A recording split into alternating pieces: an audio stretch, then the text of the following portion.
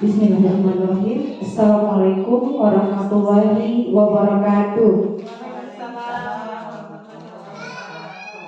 Ya, salam guru penggerak Bapak Ibu-ibu guru hebat. Ya, baik, puji syukur kita panjatkan kehadiran Allah Subhanahu wa taala, di mana pada kesempatan hari ini kita masih dapat diberikan kesempatan sehingga kita bisa berkumpul di tempat ini dalam rangka diseminasi berbagi praktik baik saya sebagai calon guru penggerak angkatan 11 Kota Bau-Bau tentang penerapan budaya positif di sekolah. Di mana mungkin ibu-ibu sekalian pasti sudah kenal saya sendiri, nama saya Romania. Kemudian di sini saya tidak bermaksud menggurui ibu-ibu sekalian, hanya kita berbagi praktik baik atau sharing ilmu apa yang kita dapatkan dalam pendidikan guru penggerak, ya Bapak Ibu. Kebiasaan Bapak Ibu padahal hanya ibu-ibu. Baik, untuk lebih menyempatkan waktu mungkin kita langsung saja topik pada hari ini, yaitu penerapan budaya positif di sekolah. Sebelum kita lanjut pada topik-topik yang akan kita bahas hari ini, sebelumnya saya ada pertanyaan pemantik ini sama ibu-ibu sekalian. Apakah Bapak Ibu sudah pernah mendengar apa itu budaya positif? Ya, sudah ya. Pasti sudah tahu ya. Namanya ibu-ibu pasti sudah tahu. Karena ini sudah setiap hari kita lakukan sebenarnya di sekolah. Hanya mungkin kita belum paham apa-apa saja yang dimaksud dengan budaya positif di sekolah, ya. Jadi budaya positif itu contohnya seperti apa saja? Contohnya seperti buang positif semua. Ya, terima kasih. Menurut saya budaya positif itu contohnya seperti membiasakan anak untuk membuang sampah di tempatnya. Ya, kemudian juga mungkin disiplin datang ke sekolah tepat waktu. Ya, mungkin seperti itu, Bu. Terima kasih. Iya, sama-sama. Jawabannya luar biasa sekali ya. Jadi berarti sudah paham sebenarnya semuanya apa yang dimaksud dengan budaya positif. Kita lanjut. Jadi di sini ada beberapa topik yang akan kita bahas pada hari ini, yaitu terkait dengan budaya positif itu termasuk perubahan paradigma belajar, disiplin positif, motivasi perilaku manusia, kebutuhan dasar manusia, posisi kontrol guru, keyakinan kelas, dan segitiga restitusi. Kita masuk pada perubahan paradigma belajar. Yang dimaksud dengan perubahan paradigma belajar adalah perubahan pembelajaran dari pembelajaran yang berpusat pada guru ke pembelajaran yang berpusat pada peserta didik. Jadi di sini pembelajaran yang berpusat pada guru ini kita ubah ke pembelajaran yang berpusat pada peserta didik. Di mana yang sebelumnya kan kalau kita sebagai guru biasa kita terfokus misalnya hanya pada satu metode, kita hanya ceramah-ceramah saja. Nah, kemudian guru siswa dia hanya mendengarkan, jadi tidak ada istilahnya metode-metode yang bisa membuat peserta didik itu pembelajaran itu berpusat pada mereka. Jadi di sini kita mengubahnya agar pembelajaran itu bagaimana caranya supaya kita buat pembelajaran itu berpusat pada peserta didik, di mana kita sebagai guru itu hanya sebagai fasilitator atau kita hanya sebagai penuntun untuk mereka. Jadi di sini sesuai dengan filosofi pendidikan Ki Hajar Dewantara bahwa guru itu ibarat seorang petani. Jadi dan murid sebagai bibit tanaman. Guru tidak mungkin bisa membuat bibit padi tumbuh menjadi jagung atau sebaliknya. Guru hanya dapat menuntun segala kekuatan kodrat yang ada pada anak-anak agar mereka mencapai keselamatan dan kebahagiaan yang setinggi-tingginya baik sebagai manusia maupun sebagai anggota masyarakat. Jadi ibaratnya kita menanam padi. Nah, di situ kan tidak mungkin kita membuat mereka untuk tumbuh jadi jagung atau sebaliknya. Akan tetapi bagaimana kita tuntun mereka juga untuk menjadi padi yang subur, padi yang sesuai dengan harapan seperti itu. Jadi itulah yang dimaksud dengan paradigma belajar yang sesungguhnya. Bagaimana kita mengubah pembelajaran itu agar berpusat pada peserta didik. Ya, mereka dibuat bisa lebih aktif. Bisa dipahami sampai sini mungkin ya. Lanjut. Ya, tentang disiplin positif.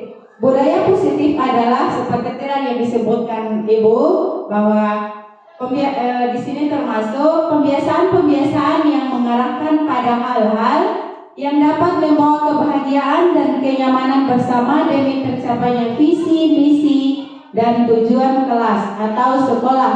Apa saja kira-kira yang perlu dibiasakan dalam disiplin positif itu adalah suatu pendekatan mendidik anak untuk melakukan kontrol diri dan pembentukan kepercayaan diri. Siswa yang memiliki disiplin positif akan memiliki motivasi internal atau dari dalam dirinya yang tinggi dalam menguasai diri untuk melakukan tindakan yang sesuai dengan nilai-nilai kebijakan universal. Ya, apa saja itu nilai-nilai kebijakan? Nilai-nilai kebijakan adalah sifat-sifat positif manusia yang merupakan tujuan mulia yang ingin dicapai setiap individu, yang termasuk dalam ini. Kalau yang ke-6 ini dia termasuk dalam profil pelajar Pancasila. Ya, beriman dan bertakwa kepada Tuhan Yang Maha Esa, berkebinekaan global, bergotong royong, mandiri, bernalar, kritis, dan kreatif. Ini yang harus kita terapkan agar bisa tercapai itu profil pelajar Pancasila. Kemudian di sini kita lanjut pada teori motivasi atau motivasi perilaku manusia. Dalam teori motivasi, Dean Gonsen dalam bukunya menyatakan ada 3 motivasi perilaku manusia. 1, untuk menghindari ketidaknyamanan atau hukuman. Kemudian untuk mendapatkan imbalan atau penghargaan dari orang lain, dan untuk menjadi orang yang mereka inginkan dan menghargai diri sendiri dengan nilai-nilai yang mereka percaya. Ya, kita masuk pada hukuman dan penghargaan. Kira-kira ibu-ibu sudah tahu kira-kira bagaimana itu dampaknya kalau misalnya kita melakukan hukuman atau kita memberi penghargaan kepada peserta didik. Hukuman itu yang pertama, kira-kira apa itu? Berdampak bagaimana kira-kira kalau misalnya kita melakukan hukuman pada peserta didik kita? Silakan. Kalau misalnya kita melakukan hukuman,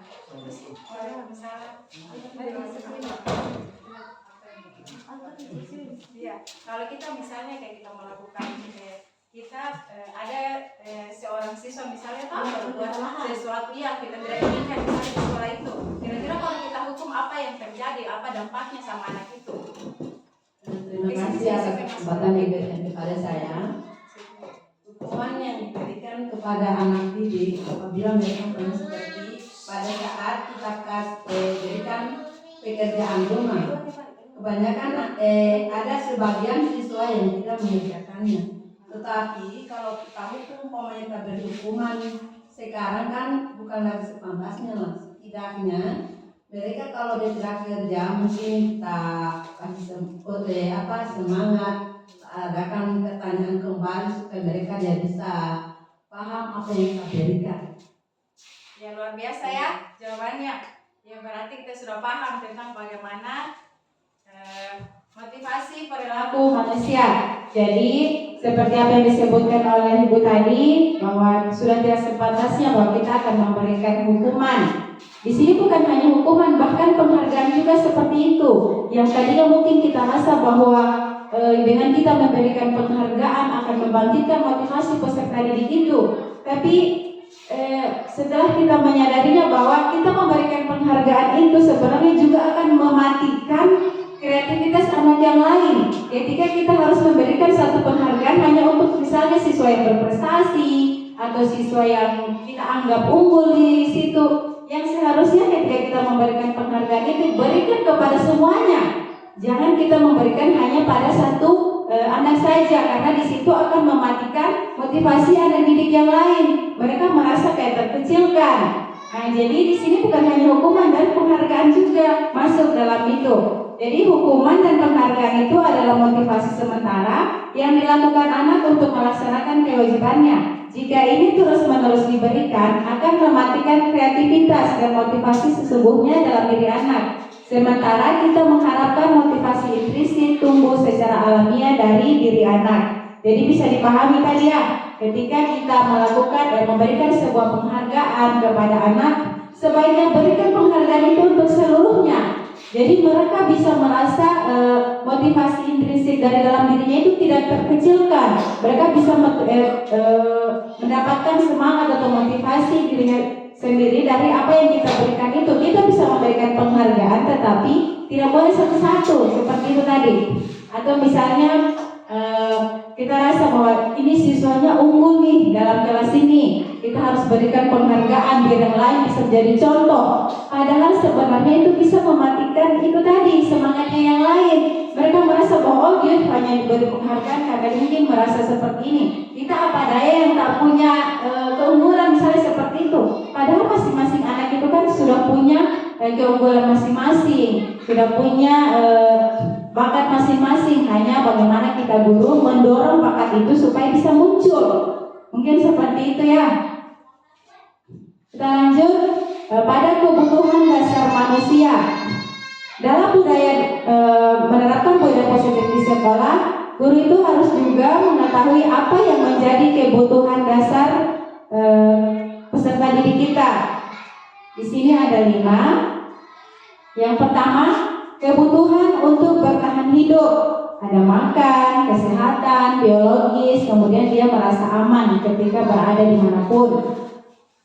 Kebutuhan merasa diterima, jadi sini merasa diterima oleh keluarga, kelompok, guru, juga teman-teman.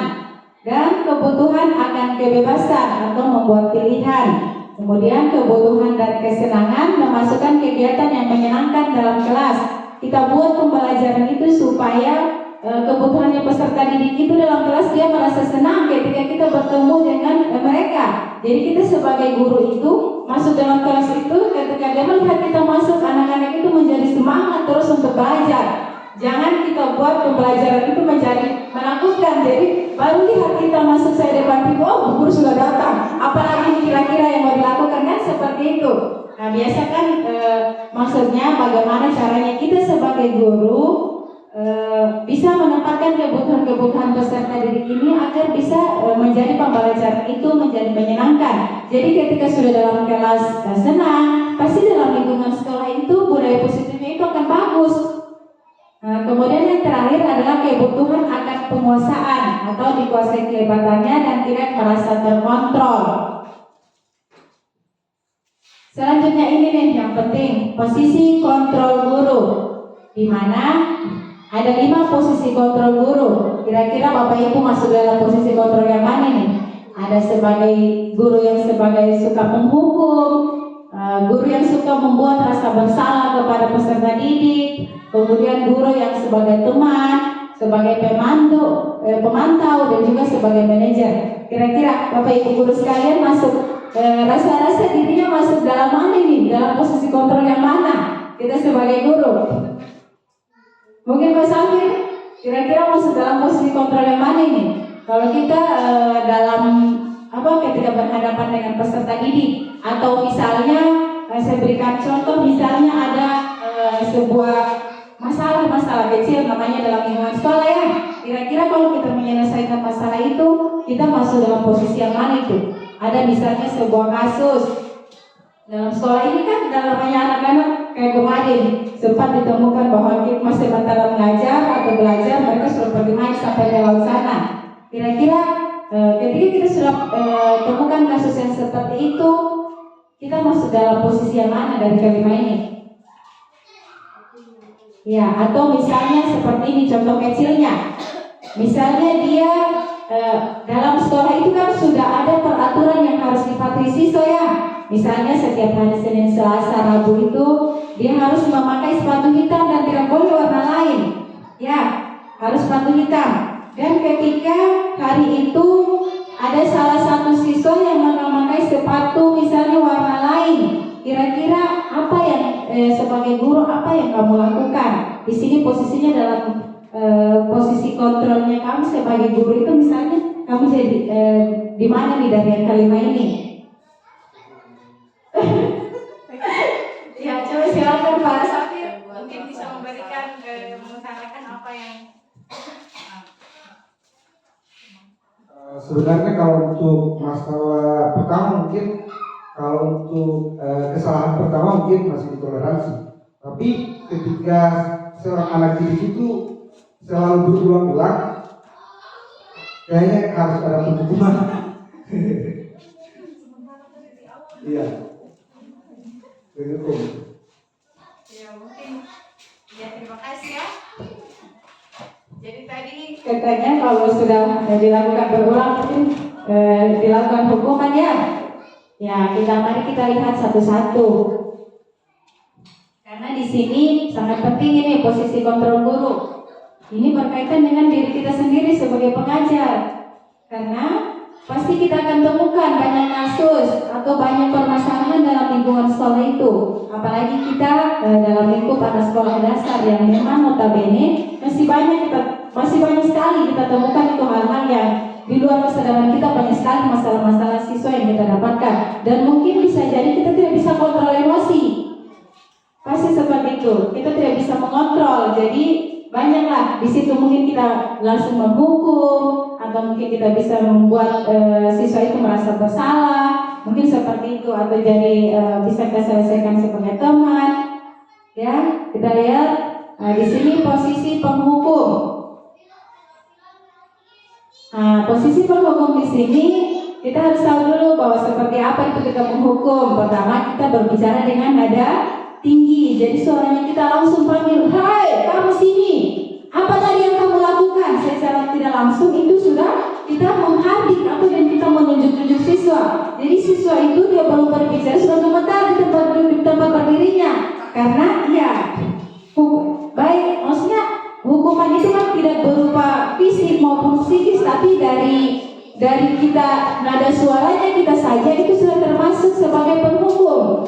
Karena dengan cara kita memanggil siswanya kita dengan nada tinggi dari kejauhan misalnya, atau misalnya ya contoh kecilnya, dia terlambat bangun itu si anak terlambat bangun, jadi terlambat datang sekolah, masih di depan gerbang kita sudah teriakin, "Hei kamu kenapa kau datang terlambat? Tiap hari kamu pekerjaanmu begitu." Yang tadinya semangatnya dia mau datang sekolah untuk belajar hilang seketika. Karena yang tadinya baru lihat itu sudah menyala-nyala, sudah naik tanduk. Jadi seperti itu sudah merupakan contoh penghukum dengan padahal kita belum melakukan hukuman berupa fisik. Misalnya kamu lari sana keliling lapangan, atau kamu push up dulu situ sebelum masuk kelas, atau kamu berdiri dulu di belakang pintu. Itu kan sudah merupakan hukuman berupa fisik. Tapi dengan nada tinggi, menghardik, menunjuk-nunjuk, membentak itu juga termasuk posisi kontrol guru sebagai penghukum, di mana di sini berdampak pada murid yang cenderung memberontak. Dengan kita memperhatikan siswa juga begitu. Tidak mungkin kalau misalnya kita suara-suaranya kita nada tinggi atau kita menunjuk-nunjuk, dia mau begitu, dia mau terima saja. Karena kan siswa juga dia tidak mau. Banyak juga siswa itu tidak mau. Dengan kita keras seperti itu, dia justru memberontak juga. Jadi dia murid akan menyimpan dendam. Jangan berpikir bahwa dia sebagai murid masih kecil, mungkin pasti dia akan lupa juga dan dia akan sadar bahwa kita sebagai gurunya tujuannya kita baik. Iya, tujuannya kita baik menurut kita, tapi belum tentu menurut anak. Dan dia itu bisa jadi ingat untuk seumur hidupnya bahwa dia, saya pernah dilakukan seperti ini oleh guruku. Kan seperti itu. Kemudian tidak menyukai guru atau materi yang diampu. Dengan yang tadinya kita sudah suaranya tinggi, menghardik, menunjuk-nunjuk. Di sini kalau kita masuk mengajar di kelasnya lagi, dia sudah mulai ingat-ingat bahwa ternyata dia guru seperti ini. Jadi apa yang kita sampaikan itu bisa jadi tidak masuk lagi dalam hatinya, dalam ingatannya, karena itu tadi dampaknya kita sebagai penghukum itu. Ya, mungkin sampai situ. Kita lanjut. Ya, ini tadi ada nih pertanyaan. Yang pertama, mencatat 100 kali di dalam buku kalimat, "Saya tidak akan terlambat lagi karena terlambat ke sekolah." Ini hukuman atau konsekuensi? Kalau kita suruh siswa nih, dia masuk dalam hukuman, karena biasanya kan kita suruh siswa itu udah menulis 2 lembar, ulangi kata kalimat yang itu. Saya tidak akan mengulanginya lagi, saya tidak akan sampai habis. Padahal apa fungsinya? Tidak ada. Justru hanya membuat juga siswa itu dia keriting jarinya, tapi tidak akan masuk dalam hatinya bahwa saya harus bisa jadi dia melakukan kegiatan itu kembali lagi. Nah, kemudian yang kedua, lari mengelilingi lapangan basket 2 kali karena terlambat hadir di sekolah. Kira-kira ini Bapak Ibu masuk hukuman atau konsekuensi?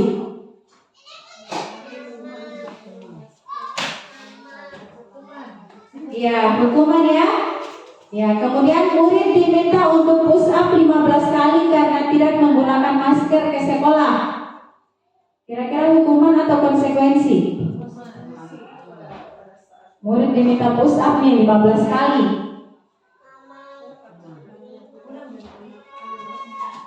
Ini hukuman atau konsekuensi? Iya, masuk hukuman ya, karena kita suruh siswa dia push up hanya karena tidak menggunakan masker. Kemudian menggantikan kertas tugas teman yang dicoret-coret, ini konsekuensi karena dia kecil kemungkinan, hanya dia mencoret-coret kertas temannya jadi bisa digantikan.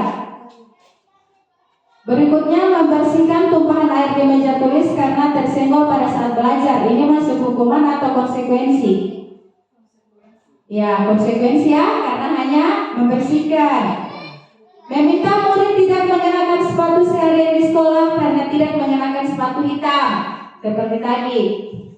Kira-kira masuk hukuman ini atau konsekuensi? Meminta murid tidak mengenakan sepatu seharian di sekolah karena tidak mengenakan sepatu hitam. Ini hukuman atau konsekuensi? Ya, masuk hukuman. Hanya karena dia tidak mengenakan sepatu hitam, kita tidak mau kasih pakai dia sepatu seharian. Padahal kan kita belum tahu alasannya apa, sehingga dia mengenakan sepatu itu. Bisa jadi mungkin saat dia terburu-buru sampai lupa nih mau pakai sepatu warna apa, atau mungkin kemungkinan dia basah saat dia pulang sekolah. Kan banyak alasan untuk anak-anak. Jadi tidak serta-merta dengan seperti itu kita langsung berikan hukuman. Yang terakhir, lari mengelilingi lapangan basket 2 kali karena terlambat 10 menit untuk pelajaran PJOK. Ini konsekuensi karena memang PJOK itu biasanya suka berlarian tanpa kita suruh juga begitu. Ya, kemudian posisi kontrol yang berikutnya adalah posisi pembuat rasa bersalah. Ini dia pembuat rasa bersalah. Bagaimana kalau misalnya kita berbicaranya dengan tenang, tetapi kata-kata yang diberikan itu membuat murid menjadi orang yang gagal atau memandang buruk dirinya sendiri, merasa tidak berharga dan tidak sanggup membahagiakan orang lain. Misalnya ya, posisi kontrol guru membuat rasa bersalah ini, misalnya tadi seperti dia datang terlambat. Nah, kita memang berbicaranya tenang, kita tidak tunjuk-tunjuk atau kita tidak bentak, kita tidak teriak dari jauh. Tetapi kita dengan bahasanya kita yang tenang itu membuat dia jadi rasa bersalah. Misalnya, hei kamu tadi, kamu datang terlambat, kenapa? Nah, dengan yang kamu lakukan seperti ini, bisa lo membuat saya ditegur oleh kepala sekolah karena gara-gara kamu, saya bisa ditegur. Itu kan membuat dia merasa bersalah. Nah, jadi seolah-olah apa yang dilakukan itu bisa membuat dia menjadi rasa bersalah karena kita akan bisa jadi ditegur oleh atasan karena ulahnya dia. Mungkin seperti itu.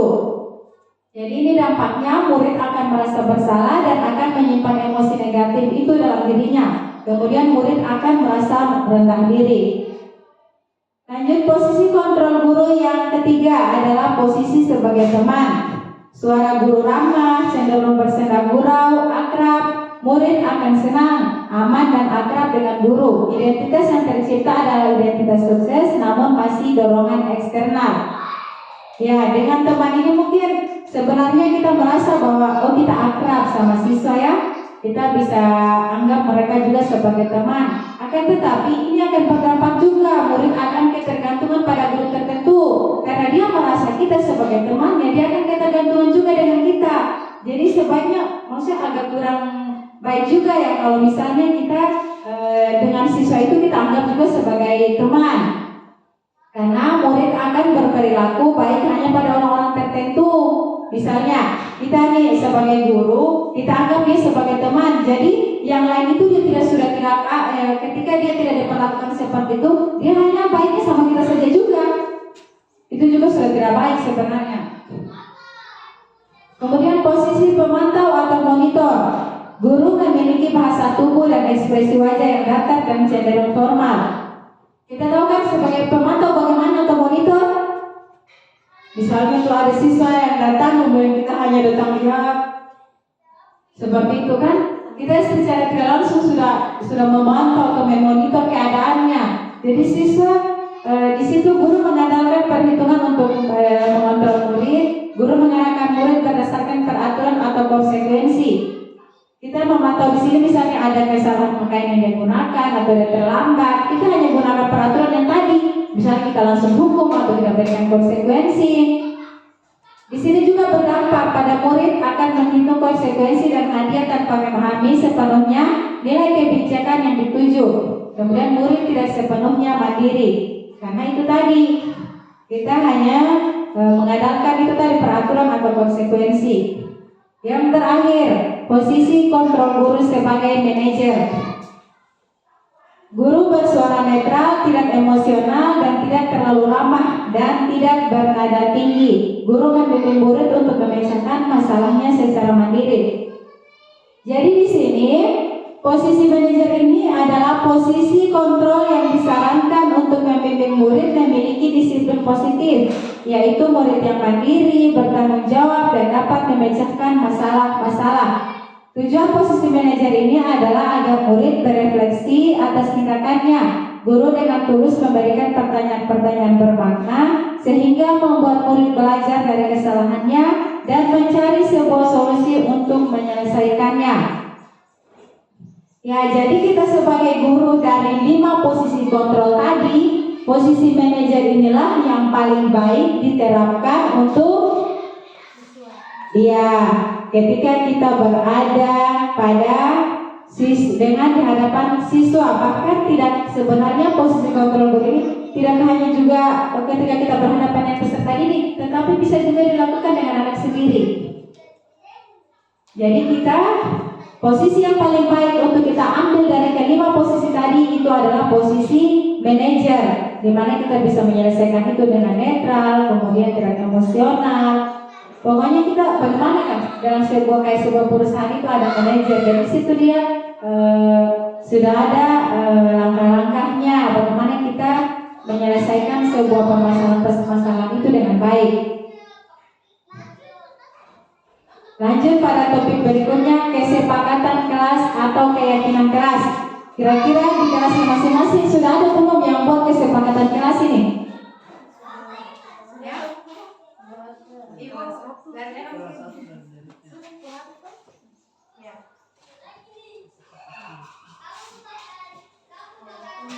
Bismillahirrahmanirrahim. Terima kasih atas kesempatan yang diberikan saya.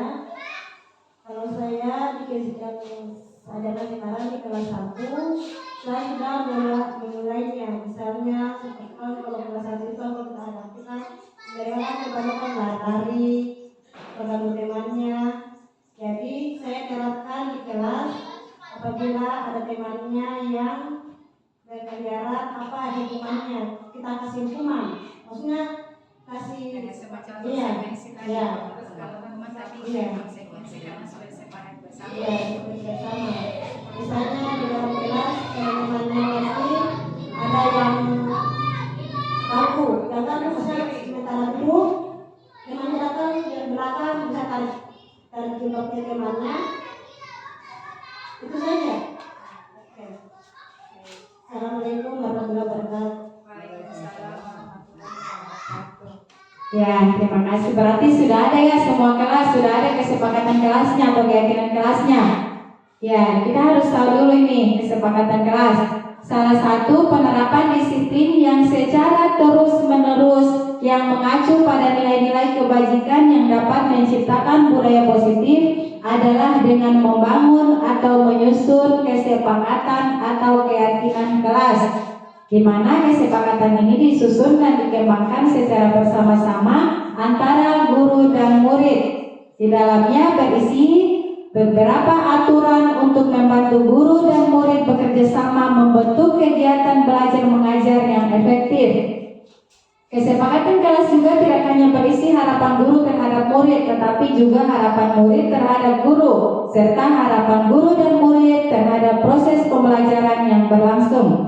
Kesepakatan kelas yang menuntun nilai-nilai positif yang diyakini bersama oleh guru dan murid selama proses pembelajaran disebut keyakinan kelas. Jadi Bapak Ibu sekalian, ketika kita masuk dalam kelas, sebelum itu kan pasti ada namanya kesepakatan kelas yang harus kita terapkan secara terus-menerus.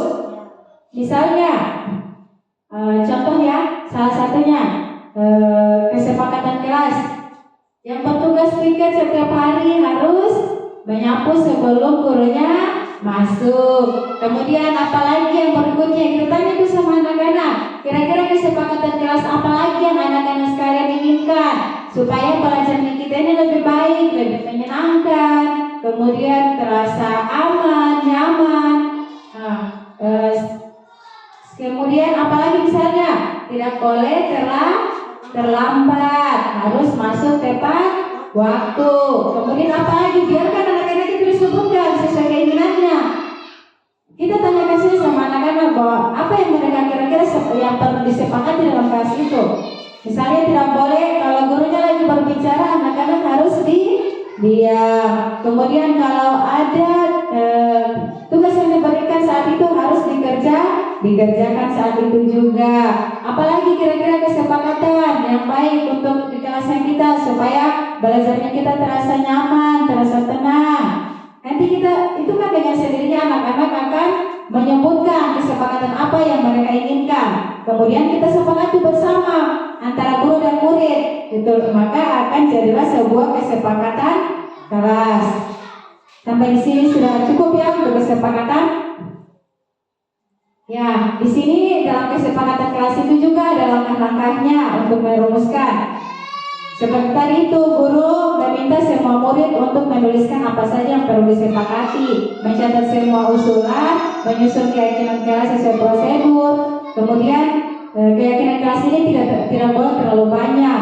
Meninjau ulang keyakinan kelas dari waktu ke waktu, setelah disetujui kemudian ditandatangani oleh semua warga atau murid. Keyakinan kelas yang sudah disusun bersama selanjutnya dilekatkan di dinding agar mudah dilihat oleh semua warga kelas. Dan ini yang terpenting juga, segitiga restitusi. Sudah pernah dengar ini sebelumnya? Belum ya? Restitusi. Ya, coba kita lihat bersama. Restitusi adalah proses menciptakan kondisi bagi murid untuk memperbaiki kesalahan mereka sehingga mereka bisa kembali pada kelompok mereka dengan karakter yang lebih kuat. Penerapan restitusi dikenal dengan nama segitiga restitusi.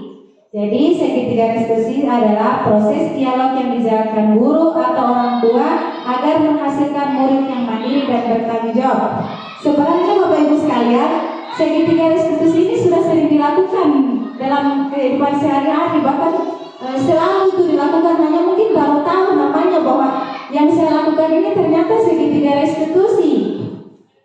Tetapi untuk penerapannya itu pasti sudah sering dilakukan. Ini coba kita lihat, ini ada namanya segitiga restitusi. Ya, ada namanya validasi segitiga restitusi itu ada 3. Yang pertama menstabilkan identitas, kemudian menanyakan keyakinan, dan validasi tindakan yang salah. Nah, di sini contoh tadi kita ulangi lagi contoh kasus. Misalnya Bapak Ibu pernah mendapatkan kasus apa sama anak-anak? Kasus apa yang sering misalnya terjadi di sekolah? Ya, baku pukul mungkin ya, sering itu.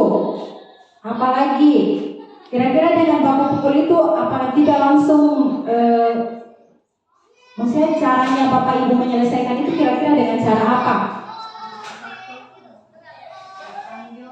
dipanggil, bersangkutan dua-duanya, kemudian ditanya. Kemudiannya awalnya dari apa? Iya, sebenarnya itu sudah masuk dalam tadi yang saya sebutkan segitiga restitusi. Karena di sini ada tadi namanya yang pertama dari segitiga restitusi itu kita menstabilkan identitas. Ketika kita mendapatkan sebuah kasus kayak tadi misalnya baku pukul atau anak itu dia terlambat datang sekolah, kita tidak serta-merta langsung bilang kamu jangan dulu masuk kelas karena kamu hari ini terlambat. Kebiasaan tiap hari seperti itu terus, kan seperti itu. Nah, padahal kita bisa gunakan segitiga restitusi ini untuk menyelesaikan masalah-masalah apapun yang kita dapatkan di sekolah ini, utamanya dengan anak-anak kita. Nah, yang pertama ada di sini namanya menstabilkan identitas. Menstabilkan identitas, kita ajukan pertanyaan dan kita menyelesaikannya. Kita membuat ajukan pertanyaan. Misalnya kita panggil tadi yang bermasalah, kemudian kita sampaikan bahwa membuat kesalahan itu memang sesuatu yang wajar, bahwa manusia itu tidak ada yang sempurna. Kita bisa memperbaiki masalah ini dengan baik.